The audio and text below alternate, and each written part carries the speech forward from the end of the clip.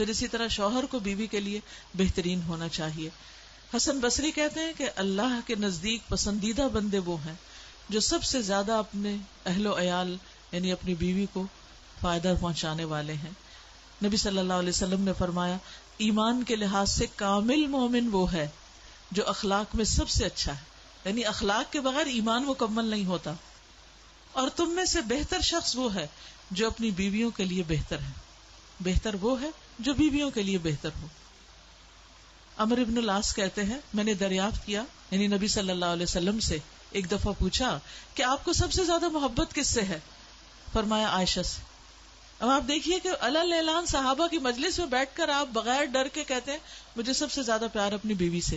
کیا آج کا کوئی مرد یہ کہہ سکتا ہے؟ ہو بھی تو بتاتے ہوئے شرماتے ہیں، ڈرتے ہیں کہ اگر اماں کو پتہ چل گیا تو وہ اس کو اچھا نہیں لگے گا، بہنوں کو پتہ چل گیا تو وہ ناراض ہو جائیں گی، تو اس لیے اظہار ہی نہیں کرتے محبت کا. تو یاد رکھیے اچھے تعلقات کے لیے محبت کا اظہار کرنا ضروری ہے. آئی لو یو کہنا بعض اوقات انسان کے لیے بڑا مشکل ہو جاتا ہے اور بعض اوقات اتنا عام ہو جاتا ہے تو وہ میننگ فل ہی نہیں رہتا. تو اعتدال کے ساتھ وقتاً فوقتاً اپنی محبت کا اظہار کرتے رہنا چاہیے دونوں طرف سے. ابو ہریرہ کہتے ہیں کہ رسول اللہ صلی اللہ علیہ وسلم نے فرمایا کوئی مومن شخص کسی مومن عورت سے بغض نہ رکھے. اگر عورت کی ایک عادت ناپسند ہوگی تو کوئی دوسری عادت پسند ہوگی. یعنی مرد کو سکھایا گیا کہ بیوی سے نفرت مت کرو. اگر کوئی ایک چیز اچھی نہیں لگتی، مثلا اس کی نیند زیادہ ہے، بہت سوتی، تو ہو سکتا ہے کہ اس کا کوئی اور پہلو بہت اچھا ہو، تو ہر وقت اس پہ مت کھڑتے رہو کہ میں دفتر جاتا ہوں وہ سوئی ہوتی ہے، میں آتا ہوں وہ سو رہی ہوتی ہے. نہیں، اس کو بھول جاؤ، جو اس کی اور اچھی آتے ہیں ان پہ نظر رکھو تو دل خوش رہے گا. پھر اسی طرح شوہر جب بیوی پر خرچ کرتا ہے تو اس کو صدقے کا ثواب ملتا ہے. رسول اللہ صلی اللہ علیہ وسلم نے فرمایا جب آدمی اپنی بیوی کو پانی پلاتا ہے تو اسے اجر دیا جاتا ہے، یعنی اس پر بھی اللہ کے یہاں ریوارڈ ہے. لیکن عام طور پر بیویاں ہی پانی پلاتی ہیں، مرد نہیں پلاتے. تو اس میں صحابی ارباز بن ساریہ کہتے ہیں جب میں نے یہ حدیث سنی تو اٹھا اور اپنی بیوی کو پانی پلایا، یعنی جو میں نے سنا تھا فوراً ہی عمل کر لیا. پھر اسی طرح بیوی کی گھر کے کاموں میں بھی مدد کرنی چاہیے. عموماً مرد اس کو اپنی شان کے خلاف سمجھتے ہیں. تو حضرت عائشہ سے پوچھا گیا، اسود کہتے ہیں میں نے پوچھا کہ رسول اللہ صلی اللہ علیہ وسلم اپنے گھر میں کیا کرتے تھے؟ کہنے لگی آپ گھر کے کام کاج میں مصروف رہتے تھے، یعنی گھر آ کر گھر کے کام کرتے تھے اور جب نماز کا وقت ہوتا تو اٹھ کر چلے جاتے تھے. پھر اسی طرح بیوی کے شوق کا خیال رکھنا چاہیے. حضرت عائشہ کہتی ہے میں گڑیوں کے ساتھ کھیلا کرتی تھی، میری سہیلیاں آ جاتی اور میرے ساتھ کھیل کود میں شریک ہوتی. جو ہی وہ حضور صلی اللہ علیہ وسلم کو آتے ہوئے دیکھتی تو چھپ جاتی، آپ انہیں پھر میرے پاس بھیج دیتے اور وہ میرے ساتھ کھیلنے لگتی. اسی طرح بیوی کی جائز فرمائش بھی پوری کرنی چاہیے. اس کا دل ہو کسی چیز کو تو اس کی خواہش، مثلا آئس کریم کھانے کا دل ہے یا کہیں آؤٹنگ کا یا کسی اکیلے ڈرائیو پہ جانے کا دل ہے تو اس کو لے جانا چاہیے. اس چھوٹی چھوٹی چیزوں سے محبتیں بڑھتی ہیں. جابر بن عبداللہ کہتے ہیں کہ رسول اللہ صلی اللہ علیہ وسلم نرم دل آدمی تھے. حضرت عائشہ جب بھی آپ سے کسی چیز کی فرمائش کرتی آپ ضرور پورا کر دیتے تھے، یعنی ان کا خیال رکھا کرتے تھے. پھر آپ ان کے پکائے ہوئے کھانے میں عیب نہیں نکالتے تھے. اگر پسند ہوتا تو کھا لیتے، پسند نہ آتا تو چھوڑ دیتے. کتنی بڑی بات ہے. اکثر گھروں میں لڑائی کس بات پہ ہوتی؟ کھانا ٹھیک نہیں پکا. اور بعض شوہر تو پلیٹیں اٹھا کے پھینک دیتے ہیں، برتن توڑ دیتے ہیں اور اس سے بچے بھی سہم جاتے ہیں اور گھر میں ایک میدان جنگ کا نقشہ آ جاتا ہے. تو ان چیزوں سے بھی پرہیز کرنا چاہیے. پھر اسی طرح ساس ماں کے ساتھ محبت کا رشتہ ہونا چاہیے، کیونکہ مومن کے ساتھ ایک جسم کی طرح. تو ساس امی جو ہوتی ہیں وہ بھی اپنی امی کی طرح ہوتی ہیں. انہوں نے آپ کے شوہر کو جنم دیا، دعائیں مانگ مانگ کے، تکلیفیں اٹھا کے، سارے بچپن اور ٹین ایج اور سارے مرحلے گزار کے کامیاب انسان بنایا. اب اس عورت کا حق ہے اس بچے پر کہ وہ اس کی آنکھوں کی ٹھنڈک ہو. شوہر کو ماں سے جدا نہ کیجیے، کیونکہ یہ رشتہ ایسا ہے جدا ہو نہیں سکتا. اگر آپ کوئی بھی چال چلیں گے کہ ماں سے جدا کر دیں تو وہ کامیاب نہیں ہوگی. اس سے شوہر کے ساتھ دوری آتی جائے گی. اس لیے اس سے بچنا چاہیے. انسان کی خوشی اس میں ہے کہ خاندان کو بھی خوش رکھا جائے، ساتھ لے کے چلا جائے. رسول اللہ صلی اللہ علیہ وسلم نے فرمایا مومن محبت کرتا ہے اور اس سے محبت کی جاتی ہے، اور اس بندے میں کوئی خیر نہیں جو محبت نہیں کرتا، اور نہ ہی اس سے محبت کی جاتی. اور لوگوں میں سب سے بہترین وہ ہے جو لوگوں کو سب سے زیادہ فائدہ پہنچانے والا. تو یہ فائدے صرف گھر سے باہر نہیں پہنچانے، یہ گھر کے اندر فائدے پہنچانے ہیں. یعنی اپنی ساس امی کی عزت کرنا، ان کی خدمت کرنا، ان کی تکلیف، ان کی مدد، ان کے بڑھاپے کا خیال کرنا، ان کے ساتھ اپنی ماں جیسا سلوک کرنے کی کوشش کرنا، یہ ساری چیزیں ضروری ہیں، تب گھروں میں خوشیاں پیدا ہوتی ہیں. اور اگر ماں کی کوئی بات بری بھی لگے تو شوہر سے نہیں شکایت کرے، کیونکہ وہ اس کی ماں ہے، وہ نہیں سن پائے گا، اس کا نقصان کیا ہوگا، وہ آپ سے دور ہو جائے گا. تو اس لیے اگر مشورہ کرنا ہو تو کسی اور سے کر لیں، شوہر کو مت بتائیں کہ آپ کی اماں اچھی نہیں. پھر اسی طرح آپ صلی اللہ علیہ وسلم نے اس چیز سے بھی منع کیا کہ کوئی کسی کی برائی کرے، غیبت کرے. آپ نے فرمایا ایک مسلمان دوسرے مسلمان پر حرام ہے، اس کا خون، اس کا مال، اس کی عزت و آبرو. یہ صرف باہر والوں کے نہیں، گھر والوں کی بھی حرام ہے. تو اس لیے ان کی غیبت کرنا، ان کی برائیوں کو اچھالتے رہنا، یہ درست نہیں. اسی طرح ساس امی کا کام ہے کہ وہ آنے والی بہو پر شفقت اور محبت کرے اور اپنی بیٹیوں کی طرح اس کو مارجن دے اور اسی طرح کا معاملہ کرے. اگر دل نہ بھی راضی ہو تو بھی ان محبتوں کو یاد کر کے جو اپنی بیٹیوں سے تھی وہی معاملہ اور سلوک کرنے کی کوشش کرے. رسول اللہ صلی اللہ علیہ وسلم نے فرمایا وہ ہم میں سے نہیں جو چھوٹوں پہ شفقت نہ کرے اور بڑوں کا حق نہ پہچانے. پھر اسی طرح اگر داماد ہو تو اس کے ساتھ بھی اچھا سلوک رکھنا چاہیے. اگر آپ کی بیٹی کو کسی قسم کی کوئی تکلیف بھی ہو پھر بھی داماد پہ ظاہر نہ کرے کہ ہمیں پتا ہے کہ تم میری بیٹی کے ساتھ اچھے نہیں. کیونکہ اگر وہ ایک دفعہ ٹرسٹ ختم ہو گیا، وہ ایک دفعہ آپ کے سامنے بے عزت ہو گیا، تو پھر نہ وہ آپ کی عزت کرے گا، نہ اس کی اپنی کوئی سیلف اسٹیم رہے گی اور معاملات خراب ہوتے چلے جائیں گے. اول تو بچیوں کو ہر چھوٹی بڑی بات جا کے ماں باپ سے شیئر نہیں کرنی چاہیے، کیونکہ سینٹیمنٹل رشتہ ہوتا ہے، وہ اسے برداشت نہیں کر سکتے. لیکن اگر کوئی بات ایسی ہو بھی تو داماد پہ ظاہر نہیں کرنا چاہیے. نبی صلی اللہ علیہ وسلم نے اپنے داماد ابو العاص کی بہت تعریف کی بہت موقعوں پر. آپ نے فرمایا کہ اس نے مجھ سے بات کی تو سچی کی، وعدہ کیا تو پورا کیا. اسی طرح پیار سے بلانا چاہیے بہو کو بھی داماد کو بھی. حضور صلی اللہ علیہ وسلم ایک دفعہ حضرت فاطمہ کے گھر تشریف لے گئے تو حضرت علی نہیں تھا. آپ نے پوچھا علی کہاں ہے، تمہارے چچا زاد کہاں ہے؟ کہا کہ وہ مجھ سے کچھ خفا ہو گئے تھے تو مسجد میں چلے گئے. جب آپ وہاں تشریف لے گئے تو وہ وہاں سو رہے تھے. حضور صلی اللہ علیہ وسلم نے یہ نہیں کہا کہ تم نے میری بیٹی کو کیوں تکلیف دی. انہوں نے پیار سے ان کو ابو تراب کہا، ان کے جسم سے مٹی جھاڑی اور ان سے بات کی. یعنی چاہے بیٹی ناراض بھی تھی شوہر سے لیکن داماد کے ساتھ اپنا سلوک ویسا ہی اچھا رکھا. بیٹی کی وجہ سے داماد سے سلوک برا نہیں کیا. اکثر لوگ اس بات پر آ کر اڑ جاتے ہیں، یعنی بعضوں کا ڈائریکٹ کوئی آپ کا برا نہیں ہوتا ایک دوسرے کے ساتھ، لیکن دوسروں کی وجہ سے آپ ایک ضد پال لیتے ہیں، تو اس سے بھی بچنا چاہیے. پھر اسی طرح حضرت عمرو بن العاص جو تھے وہ اپنے بیٹے عبداللہ بن عمرو ان کی بیوی کا بہت خیال رکھتے تھے، یعنی بہو کا خیال رکھا کرتے تھے. جب وہ دیکھتے کہ دونوں شوہر بیوی میں کوئی بات نہیں ہوتی تو جا کے اپنے بیٹے کو پوچھتے کہ تم کتنے روزے رکھتے ہو اور کتنی نمازیں پڑھتے ہو اور کتنے تم قرآن پڑھتے ہو. جب انہوں نے اپنی روٹین بتائی تو ناراض ہوئے. تو کہاں ہے ایسے سسر کہ جو اپنے بیٹے سے زیادہ اپنی بہو کی کیئر کرنے والے ہوں کہ ان کو کوئی تکلیف نہ پہنچے. پھر اسی طرح یہ کہ بچوں کو ہمیشہ دعائیں دیتے رہنا چاہیے، ان کی برکت کی، خیر و عافیت کی، بھلائی کی دعائیں. پھر اسی طرح یہ ہے کہ خاندان میں جو اور رشتہ دار ہیں ان کے ساتھ اچھا لین دین. نندے ہیں اگر گھر میں تو ان کی کیئر، ان کی تربیت.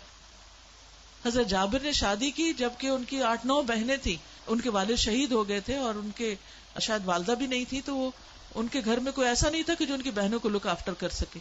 تو انہوں نے ایک بڑی عمر کی عورت سے شادی کر لی، حالانکہ خود ینگ تھے. تو نبی صلی اللہ علیہ وسلم نے کہا کہ تم نے کسی چھوٹی لڑکی سے شادی کیوں نہیں کی؟ تو کہنے لگے کہ میں یہ چاہتا تھا کہ کوئی ایسی ہو جن کی نگرانی کرے، انہیں سلیقہ سکھائے. تو چھوٹی نندوں کو اپنی چھوٹی بہنیں سمجھ کر ان کے ساتھ بھی اچھا معاملہ کرنا چاہیے اور پھر ان کے ساتھ تعلقات کو خراب نہیں کرنا چاہیے. پھر اسی طرح دیور کے ساتھ تعلق ہو مگر بہت فری تعلق نہ ہو، کیونکہ نبی صلی اللہ علیہ وسلم نے فرمایا الحم والموت، کہ یہ تو ہلاکت کا باعث ہے. کیونکہ بعض اوقات ہسبینڈ جو ہے وہ انسیکیور ہو جاتے ہیں جب ان کے بھائیوں کے ساتھ ہنسی مذاق زیادہ ہو رہا ہوتا ہے اور ہسبینڈ کے ساتھ موڈ آف ہوتا ہے. تو اس تعلق میں بہت احتیاط کی ضرورت ہے. پھر یہ کہ گھر میں ایک محبت اور خوشی کا عمومی طور پر ماحول ہونا چاہیے، آپس میں بھائی بھائی بن کے رہنا چاہیے. رسول اللہ صلی اللہ علیہ وسلم نے فرمایا ایک مومن دوسرے مومن کا آئینہ ہے، ایک دوسرے کے بھائی ہیں، ان کے سامان کی حفاظت کرتے اور ان کی غیر موجودگی میں ان کا دفاع کرتے ہیں. پھر تحفے تحائف کا خیال رکھنا چاہیے. نبی صلی اللہ علیہ وسلم جب کوئی بکری وغیرہ ذبح کرتے تھے حضرت خدیجہ کی سہیلیوں کو بھی بھیجتے تھے. تو آپ دیکھیے کہ شوہر کو بیوی اور بیوی کے جو رشتہ دار ہیں ان پر بھی کچھ نہ کچھ خرچ کرنا چاہیے اور ان کی بھی کیئر کرنی چاہیے، ان کے ساتھ احسان کا رویہ اختیار کرنا چاہیے، چاہے بعض اوقات اپنی مرضی اور مزاج کے خلاف بھی کیوں نہ ہو۔ ابو عبداللہ جدلی کہتے ہیں، میں نے حضرت عائشہ سے حضور صلی اللہ علیہ وسلم کے اخلاق کے بارے میں پوچھا، آپ نے فرمایا آپ تانے نہیں دیتے تھے، تانے نہیں دیتے۔ آج آپ دیکھیے بہت سے دل پھٹتے صرف تانے دینے سے، تمہیں کوئی عقل نہیں، تم کیا لے کر آئی ہو، تم کیا کرتی ہو، تمہیں تو چلنا نہیں آتا، تمہیں تو کھانا نہیں آتا، تمہیں تو یہ نہیں آتا اور وہ نہیں۔ یہ ساری تانوں کی باتیں جو ہے وہ تعلقات کو خراب کرتی۔ پھر اسی طرح یہ کہ کوئی ناگوار چیز ہو تو صبر کرنا چاہیے۔ نبی صلی اللہ علیہ وسلم بازاروں میں چیخنے والے نہیں تھے، برائی کا بدلہ برائی سے نہیں دیتے تھے، بلکہ معاف کر دیتے اور درگزر فرماتے تھے۔ آپ صلی اللہ علیہ وسلم نے یہ بھی فرمایا کہ وہ مومن بہتر ہے جو اذیتوں پر صبر کرتا ہے اور پھر بھی مل جل کے رہتا ہے، اور اجر کے لحاظ سے یہ ان سے بہتر ہے جو دوسروں سے مل جل کے نہیں رہتا اور ان کی اذیتوں پر صبر نہیں کرتا۔ یعنی یہ نہیں کرنا چاہیے کہ خاندان میں کوئی سب لوگ جمع ہو رہے ہیں تو انسان کہ نہیں میرا موڈ نہیں ہے اور میں تو نہیں کسی سے ملوں گی، یا چھوٹی چھوٹی باتوں پر ملنا جلنا چھوڑ دیا جائے۔ پھر آپس میں ایک دوسرے کے ساتھ چیزیں بھی شیئر کرنی چاہیے، اور ایک دوسرے کے مال کی عزت کی حفاظت کرنی چاہیے، ایک دوسرے کے ساتھ نیکی کے کاموں میں تعاون کرنا چاہیے، بدگمانی سے بچنا چاہیے، غیبت سے بچنا چاہیے، دوسروں میں عیب تلاش نہیں کرنے چاہیے اور ان عیبوں کو دوسروں کے ساتھ ڈسکس نہیں کرنا چاہیے۔ اور پھر آخر میں سب سے بڑی بات یہ کہ ان رشتوں کی خوشحالی کے لیے اللہ سے مدد مانگنی چاہیے کہ اللہ المستعان، اللہ ہی مددگار ہے اور اللہ ہی صبر عطا کرتا ہے، اور اللہ پر ہی بھروسہ ہونا چاہیے۔ جب پریشانی کوئی آئے، ایسا نہیں کہ رشتے بہت آسان ہیں نبھانے، مشکلیں بھی آتی ہیں، تو کسی انسان سے ذکر کرنے سے پہلے اللہ تعالیٰ سے کرنا چاہیے۔ اللہ اللہ ربی لا اشرک بہ شیئا، اللہ میرا رب ہے، میں اس کے ساتھ کسی کو شریک نہیں ٹھہراتی۔ پھر اسی طرح اگر کوئی سستی ہو رہی ہو، غم ہو، غصہ ہو، دل پریشان ہو، اللہم انی اعوذ بک من الہم والحزن والعجز والکسل والبخل والجبن ودلع الدین وغلبۃ الرجال، اے اللہ میں تیری پناہ مانگتا ہوں غم، عاجزی، سستی، بخل، بزدلی، قرض داری کے بوجھ اور ظالم کے غلبے سے۔ پھر گھریلو معاملات کی اصلاح کی دعا بھی ہے، اللہم اصلح لی دینی الذی هو عصمت امری واصلح لی دنیای التی فیہا معاشی، اللہ میری دنیا کے امور ٹھیک کر دے جس میں میں رہتا ہوں۔ تو یہ دعائیں اللہ تعالیٰ سے خوب خوب مانگنی چاہیے۔ پھر اپنے نفس کے شر سے بھی بچنا چاہیے، کیونکہ بعض اوقات نفس انسان کو برائی پر اکساتا ہے، تو ان النفس لامارۃ بالسوء، یہ نہیں کہ ہمیشہ دوسرے کی غلطی ہوتی ہے، بعض اوقات وی آر ایٹ فالٹ، ہماری غلطی بھی ہوتی ہے لیکن ہم اس کو مانتے نہیں۔ تو یہ کہنا کہ آئی واز رانگ، یہ بہت بڑی بہادری کی بات ہوتی ہے، اور جو انسان اپنی غلطی کو مان لے وہی کامیاب ہونے والا ہے۔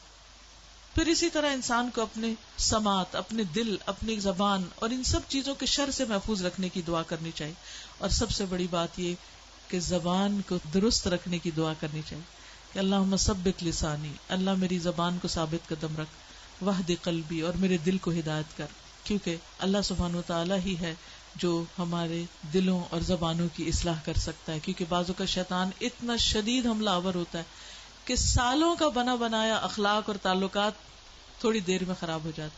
پچھلے دنوں مجھے کسی نے فون کیا کہ 3 دن کے اندر ان کے بچے کے سسرال والے جو تھے وہ رشتہ توڑنے پر آ گئے، حالانکہ سالوں کا تعلق اور بڑی محبتوں کا تعلق، اور رشتہ طے ہونے کے بعد، نکاح ہونے کے بعد بھی بڑی محبت کا تعلق، اور بات کہاں سے شروع ہوئی؟ چھوٹی سی بات سے ایک دوسرے کی بات ناگوار ہو گئی، ایک دوسرے کی بات بری لگی، اور وہ غصہ تھوڑا سا اور بڑا تو آوازیں بلند ہو گئی، آوازیں بلند ہوئی تو تھوڑی سی تلخی آ گئی کلام میں، وہ تلخی ایسی دلوں کو جا کے لگی کہ بات یہاں تک آ پہنچی کہ بس ہماری تمہاری ختم۔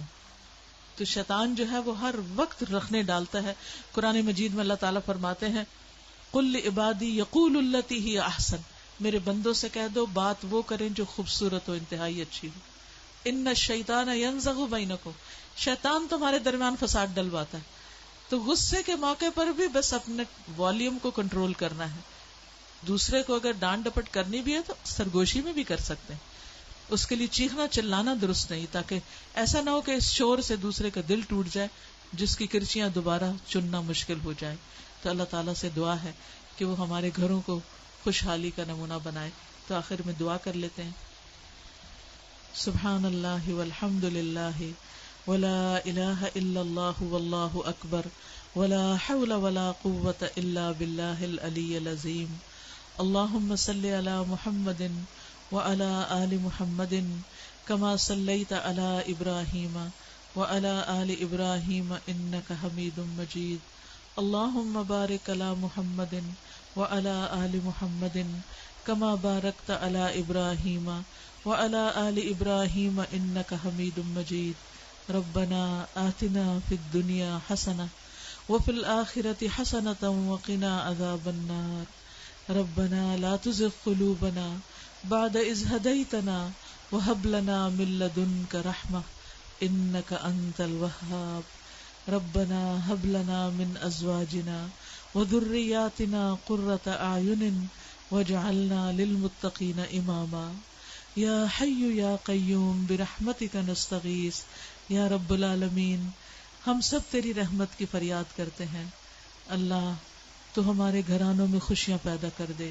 اللہ ان بچوں کے درمیان باہم بہترین محبت پیدا کر دے.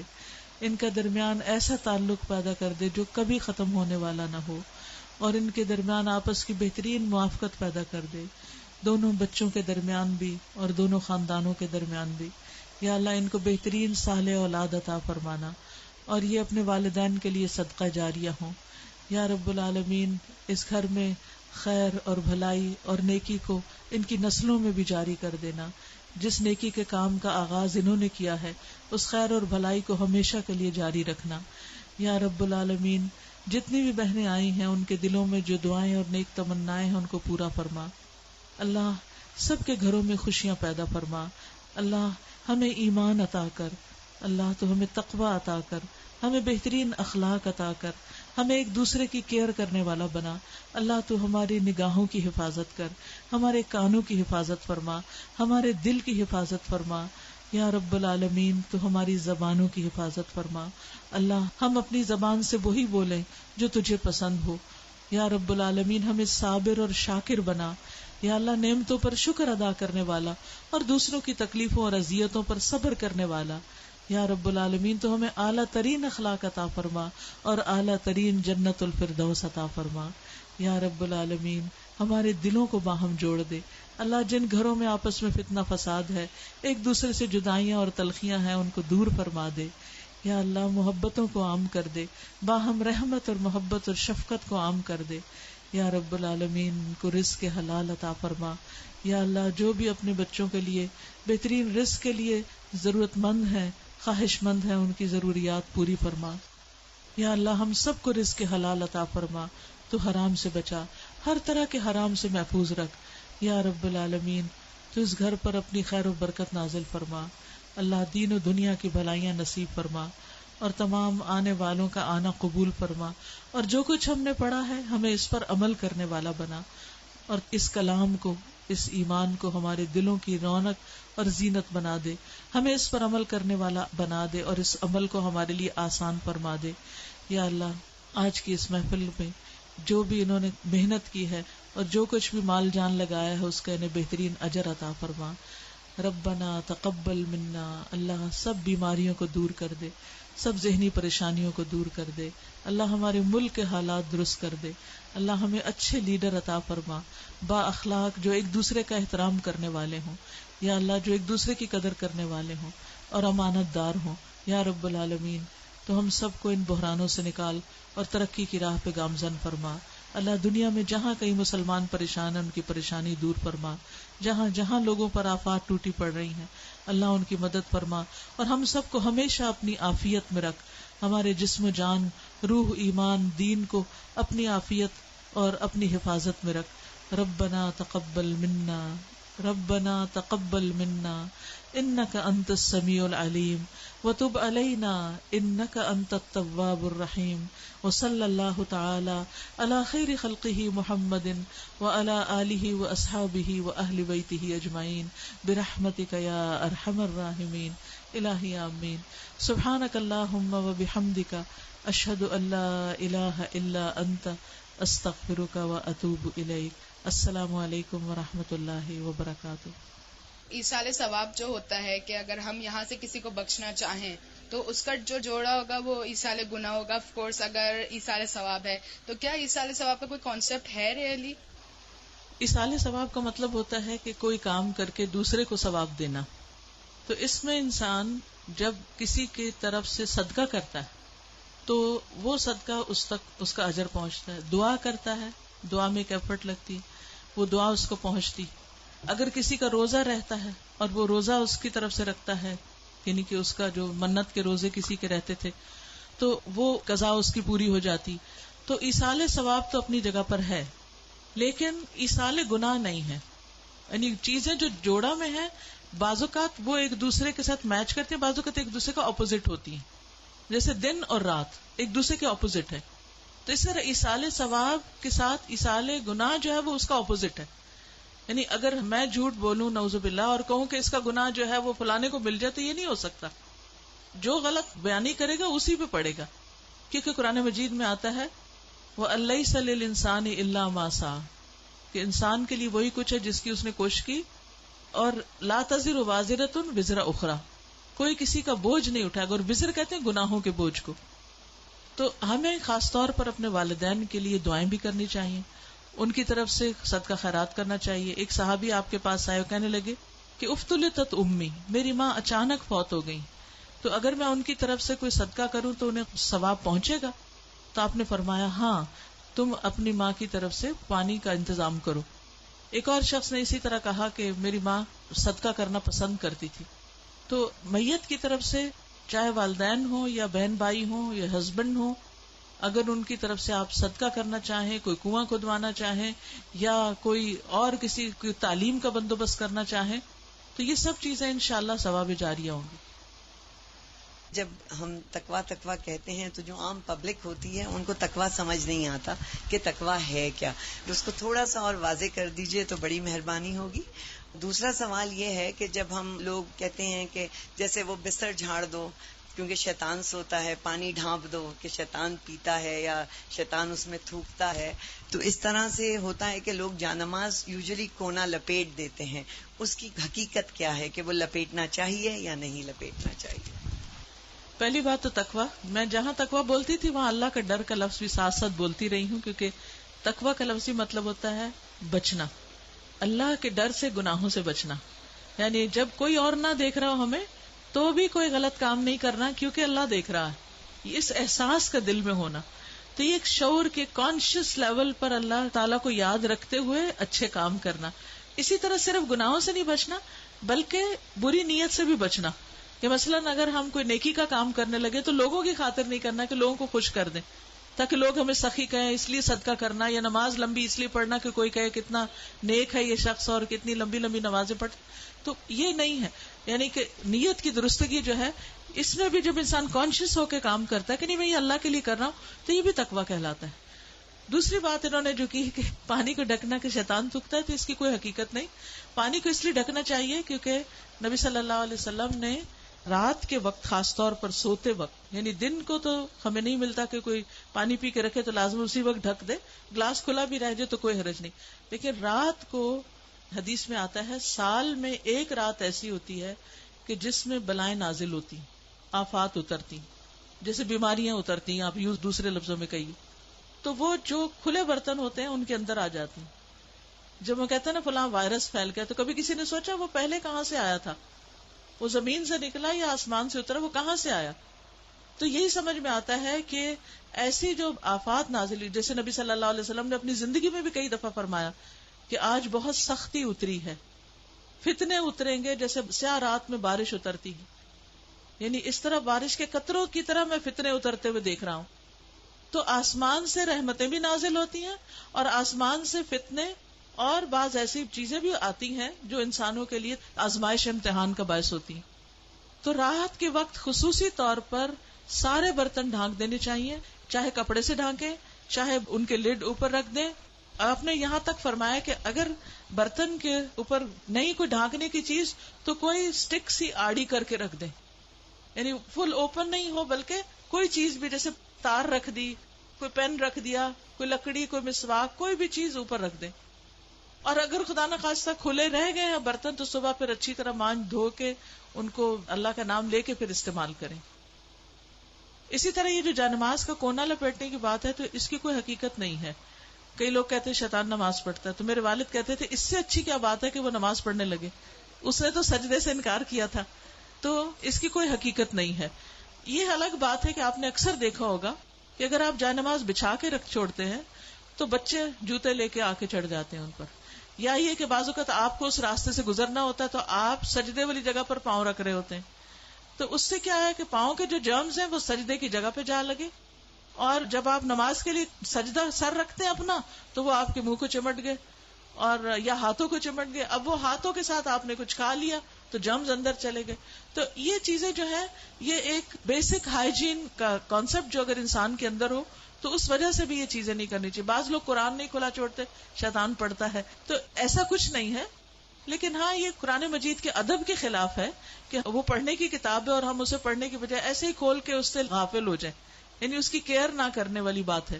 تو اس لیے ہم جب پڑھتے ہیں تو کھولتے ہیں، جب پڑھ چکتے ہیں تو اس کو ادب احترام سے ڈھانک کے بند کر کے اپنی جگہ پر رکھ دیتے ہیں. کیونکہ کھلا چھوڑ دیں تو بعض اوقات کیا ہوتا ہے کہ بچے جو ہیں وہ آ کے اس کے اوپر کوئی لکیریں پھیر دیتا ہے، کوئی کاغذ پاڑ دیتا ہے، کوئی اٹھا کے بچہ چل پڑتا ہے.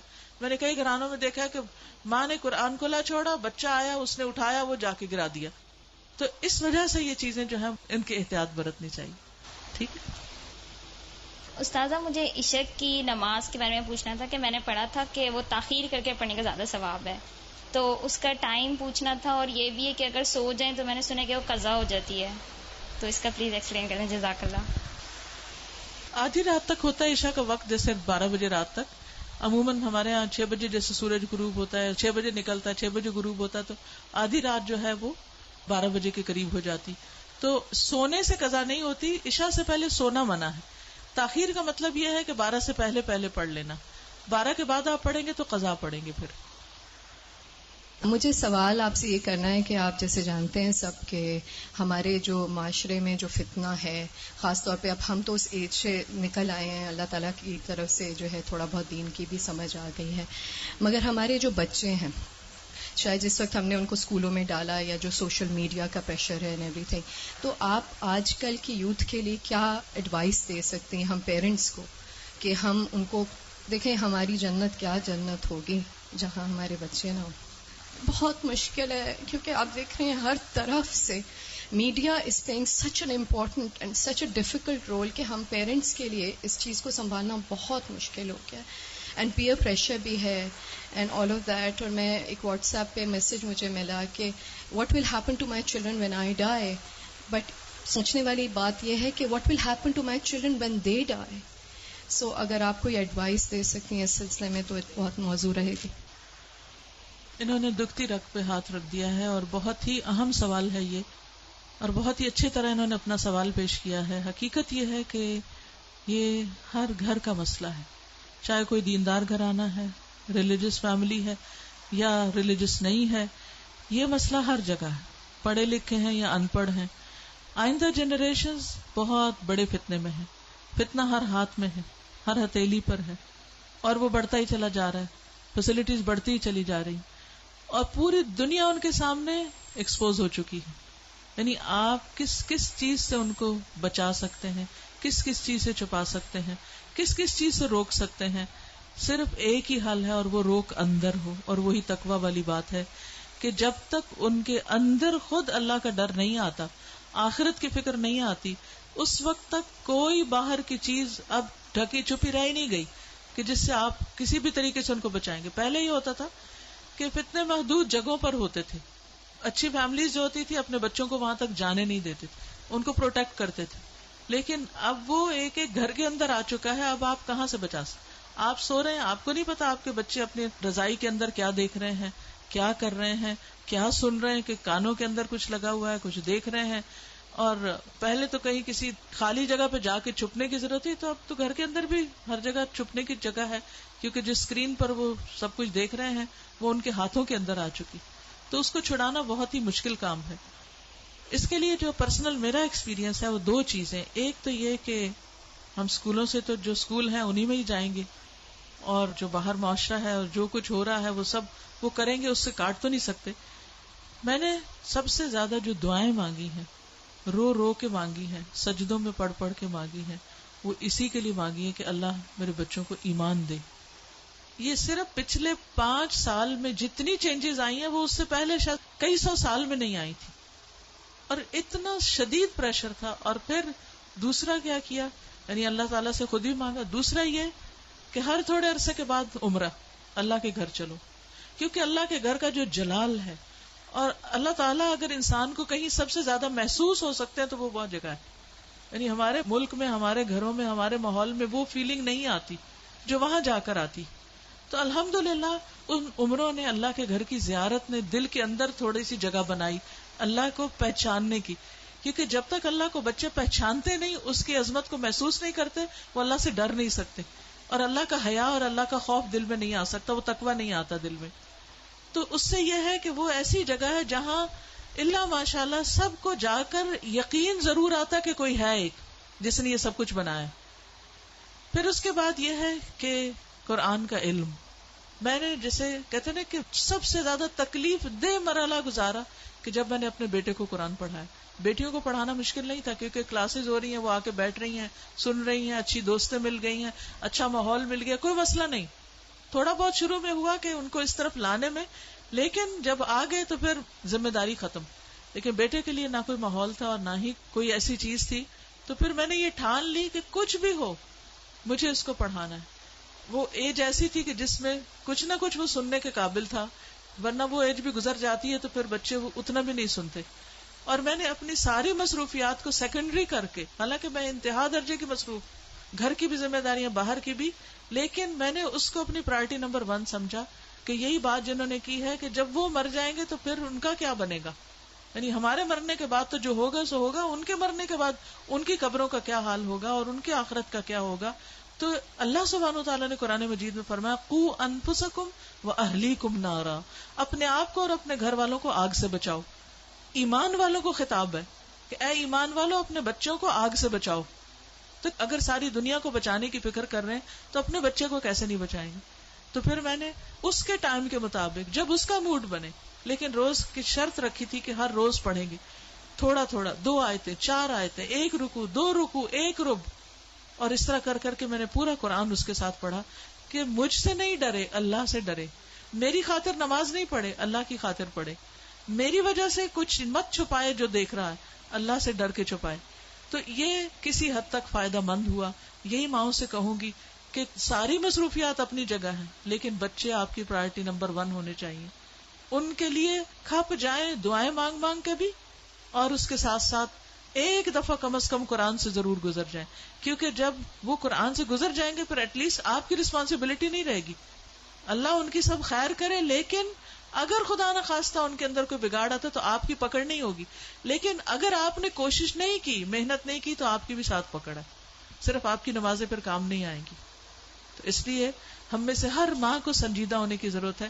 چاہے رونا پڑے، منتیں کرنی پڑے، بھوک کاٹنی پڑے، کچھ کرنا پڑے، لیکن پکڑ کے بیٹھے، خود بیٹھے. یہ مولویوں پہ نہ چھوڑیں کہ کوئی اور آ کے لیکچر دے گا تو وہ سن لیں گے، اس کو بتا دیں گے، ابا کو بتا دیا، چچا کو بتا دیا، اس کو ماموں کو بتا دیا.